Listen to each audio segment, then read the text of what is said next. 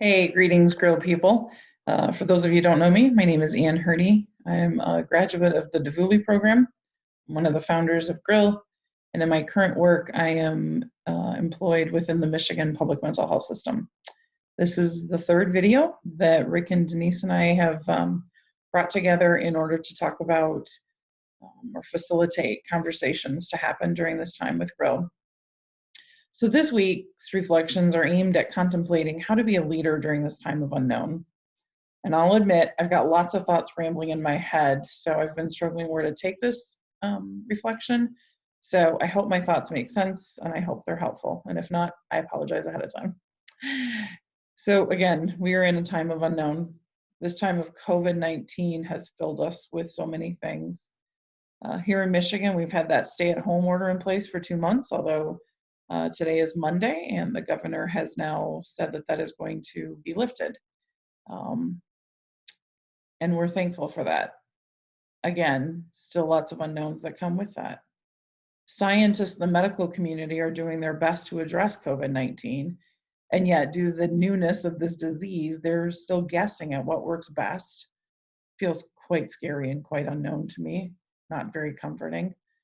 It's unknown how long it'll take for a vaccine to be developed. And then due to COVID-19 and related stay-at-home orders, we're seeing other implications. There's economic challenges due to businesses being closed. Some nonprofits and faith communities are seeing financial constraints due to changes in donations. Political conflict, finger pointing is rampant on the news and social media.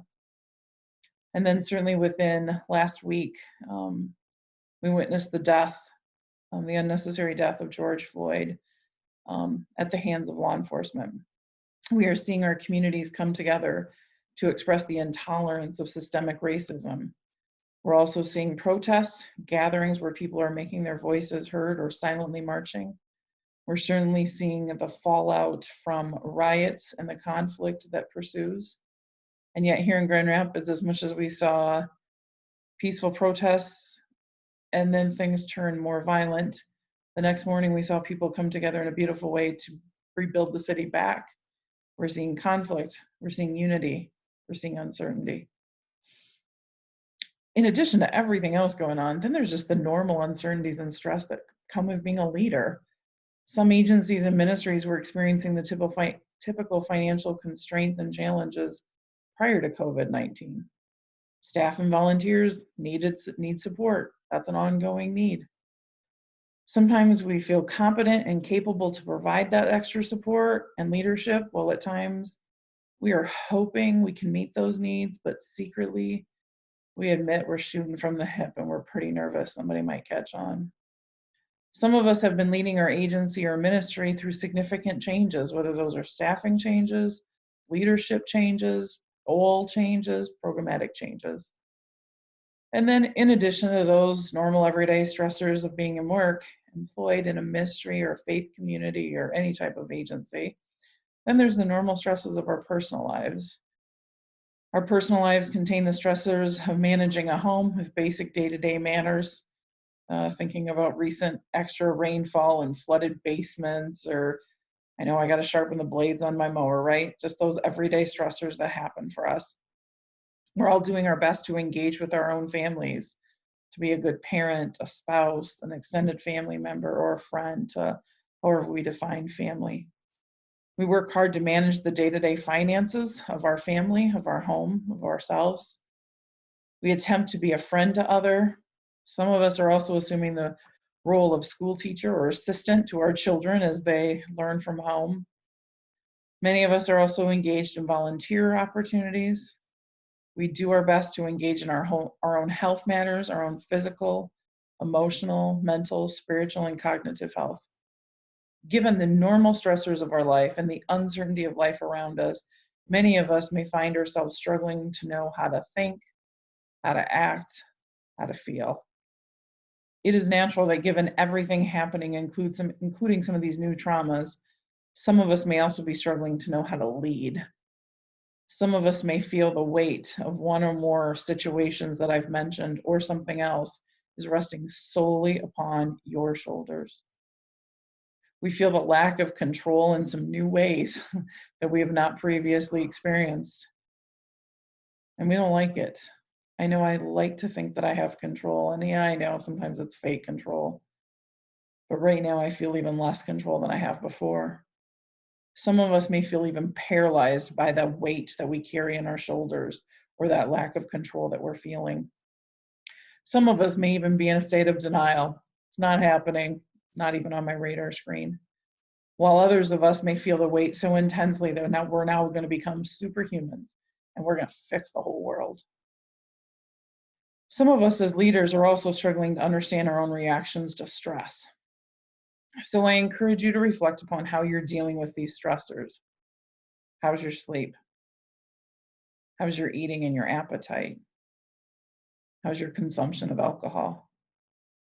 How much physical activity are you engaging in? How many minutes or hours a day are you spending consumed by the news and social media? How's your mood? Are you more depressed? Perhaps more anxious? Perhaps more intense than normal? Are you feeling more short-tempered? Have you become more passive? Let's talk about how are you doing engaging in regular spiritual disciplines. It's important for each of us to engage in some self-reflection. And as you do so, this is a shame-free zone. I encourage you to do this without judgment. We can be ridiculously harsh critics of ourselves, so be careful about going there. I encourage you to journal, to think, bullet point, type it out, whatever you need to do. Be honest with yourself, but don't be harsh in judging yourself. At the same time, I encourage you not to minimize or dismiss how you're doing. Just be honest. Good news is nobody has to see this besides you and God.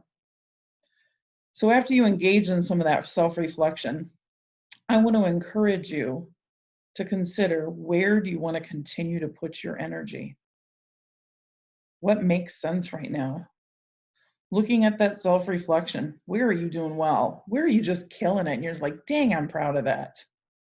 Where do you want to see some improvements? What's realistic for improvement? I often give the example of, when I think about self-care, some people will write down, I'm going to do a marathon. Are you kidding? This butt ain't doing no marathon at 47. I haven't ran for so many years. No, I'm not going to start a marathon. So what's realistic? Where do I want to see some self-improvement? What's realistic? Is it a realistic goal? What's one behavior or two behaviors you want to work on? Try not to tackle them all. Try to be realistic. Be kind to yourself. As you engage in this self-reflection, I wonder, where do you need some help? Would it help to have another leader to lean upon? Who in this GRIL community or another community you're connected with can be that supporter or that accountability partner or that mentor or fill in the blank? While for some of us, asking for help may be a very humbling experience and pushing us outside of our comfort zone. I encourage you to recognize that you're asking someone for this type of help may be exactly what he or she also needs. So don't be shy. Be bold. Lead by example. Saying, I need some supports. Can we work together? Maybe there's another type of help that would also be supportive. Maybe you need to develop a new skill. Maybe it's a time for a retreat. Again, you fill in the blank. What do you need right now? Once you identify that need, then identify, what can you do about it? And the good news is, it's okay not to know right now.